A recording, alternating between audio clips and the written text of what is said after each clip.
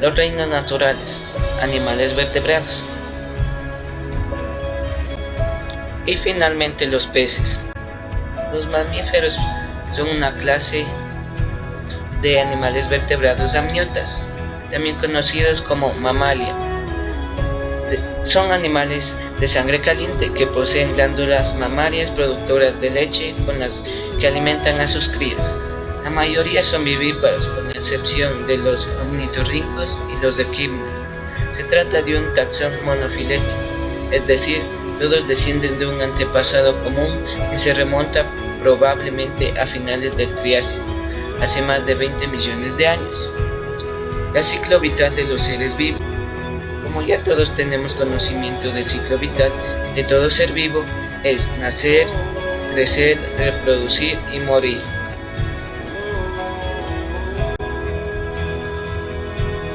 Las aves se originaron a partir de dinosaurios carnívoros del Jurásico, hace más de 200 millones de años.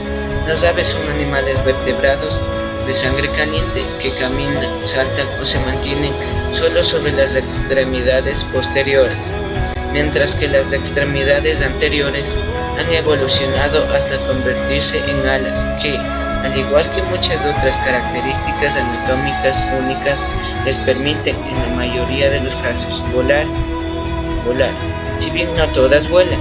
Unos ejemplos de las aves que no vuelan son los pingüinos y las avestruces.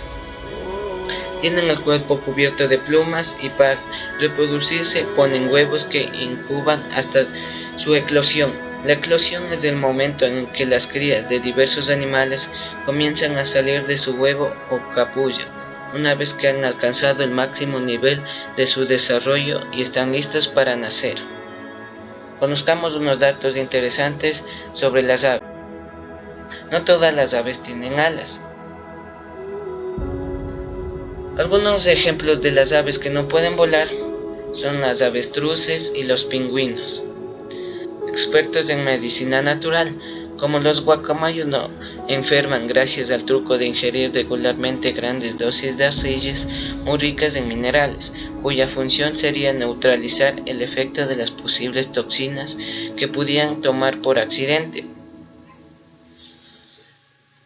Pájaros que imitan sonidos. Los pájaros tienen la capacidad de algunos, como los loros, para aprender palabras. Es más que conocidamente son fáciles para reconocer de ellos. Pero lo que no todo el mundo sabe es que algunas aves son capaces también de imitar todo tipo de sonido. La ave más antigua que vivió hace 150 millones de años. Su nombre era H. aporteryx y era una especie de combinación entre un dinosaurio emplumado y una ave moderna. Vivió durante el periodo Jurásico.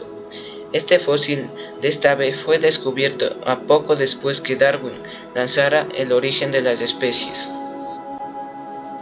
Cuestiones orgánicas. Las curiosidades sobre las aves también se relacionan a su fisonomía. Por ejemplo, además de contar con pulmones, también tienen sacos aéreos distribuidos por todo el cuerpo y que se llenan según las necesidades. Los reptiles, también conocidos como reptilia, son una clase de animales vertebrados amniotas, provistos de escamas epidérmicas de queratina. Fueron muy abundantes en el Mesozoico, época en la que surgieron los dinosaurios. Según la taxonomía tradicional, los reptiles son considerados una clase, pero según un sistema clarista, son un grupo parifélito, que no incluyen a todas sus descendientes, por lo tanto no tienen valor taxonómico. Los tipos de reptiles.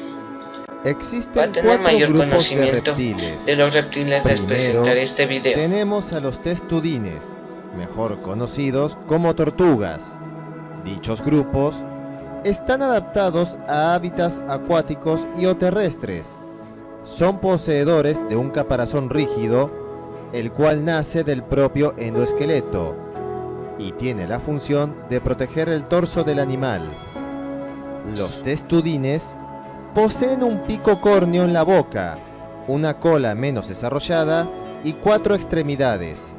El siguiente grupo es el de los coamata. o mejor conocidos como lagartos escamados.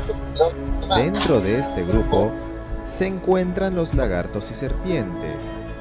Dichos animales pueden o no tener patas y poseen cuerpos largos cubiertos de escamas gruesas y ásperas, los cuales les brindan protección y evitan la desecación del cuerpo. El otro grupo es el de los aligatores y cocodrilos. Dichos animales son terrestres, pero de hábitos alimenticios acuáticos. Se distribuyen en los continentes africanos y americanos.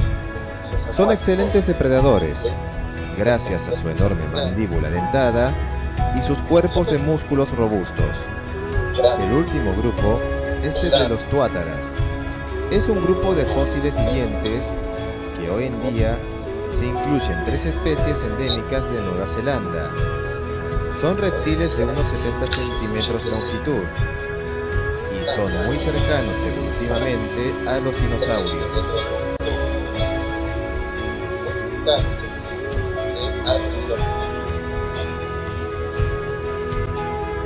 Los anfibios, también conocidos como anfibia, significa ambas vidas o en ambos medios. Son una clase de animales vertebrados amniotas, prepártodos ectotérmicos con respiración branquial durante la fase larvaria y pulmonar al alcanzar el estado adulto. A diferencia del resto de vertebrados, se distinguen por sufrir una transformación durante su desarrollo. Este cambio puede ser de largo tiempo y se denomina metamorfosis. Los anfibios fueron los primeros vertebrados en adaptarse a una vida semiterrestre. Los animales anfibios. Conozcamos un poco más sobre los animales anfibios con este video. De sangre fría que tiene la piel desnuda. No tienen ni pelos ni escamas. Son vertebrados. Los anfibios pasan la primera parte de su vida bajo el agua y respiran por branquias.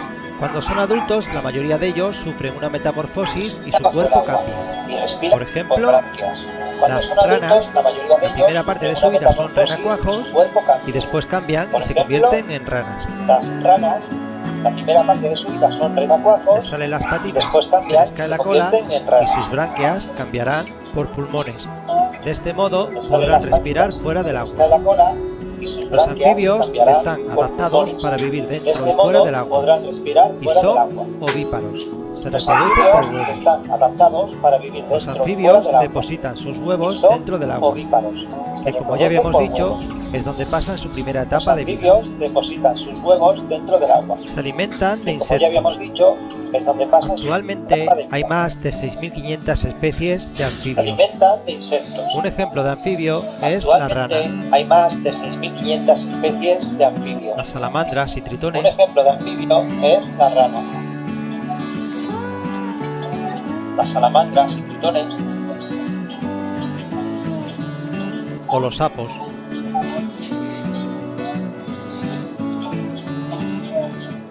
O los sapos.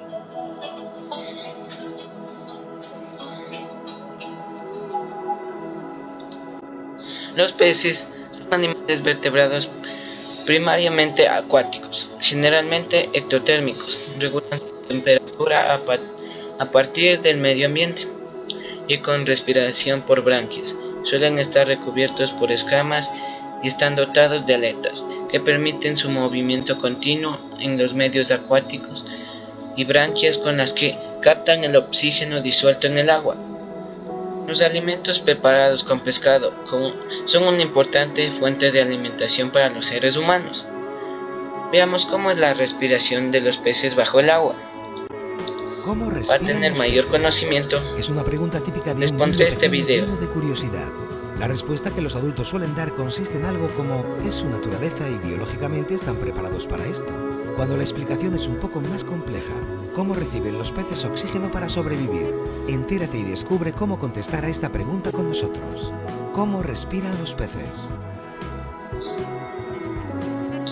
No hay que ser un genio para reconocer que los humanos nos ahogaríamos si nos sumergiéramos unos cuantos minutos en el mar sin contar con algún equipamiento que nos proporcionara oxígeno de forma artificial. Lo mismo le ocurriría a otros mamíferos que habitan en la superficie terrestre, ya que recibimos oxígeno eficientemente solo si nuestros pulmones permanecen libres de líquidos con cada inhalación de aire, lo cual no es tan distinto en los peces, pese a que se encuentren en el agua. Pero entonces, ¿cómo respiran los peces sin que sus vías respiratorias se carguen de fluido? Aquí es donde el proceso se vuelve interesante. Los peces no tienen pulmones, pero cuentan con mecanismos eficientes de absorción que les permiten extraer el oxígeno del agua, sin que su interior se llene de líquido.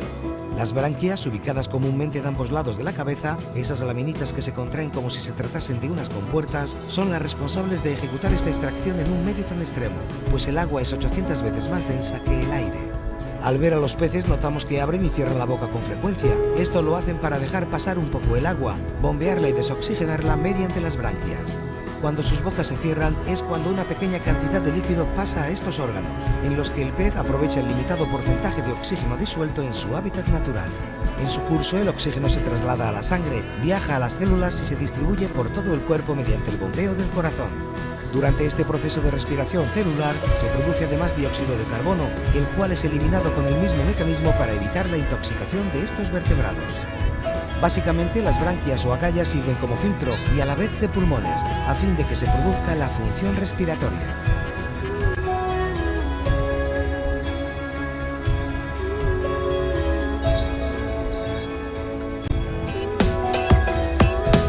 Les agradezco por ver este video y espero que les haya servido. Muchas gracias.